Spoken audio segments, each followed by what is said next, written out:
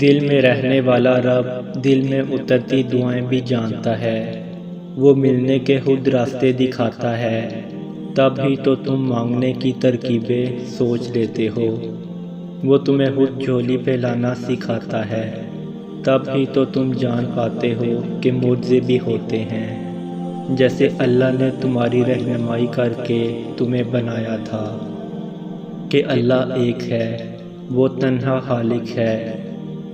ساری قدرتیں اس کے روبرو سجدہ ریز ہوتی ہیں، بالکل ویسے ہی وہ دعاؤں کی جانب تمہاری رہنمائی کرتا ہے،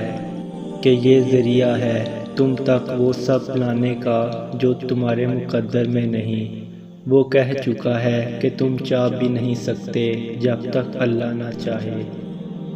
تو پھر مان لو کہ اس نے چاہا ہے ایسا ہونا، تبھی وہ تمہیں یہاں تک لایا ہے،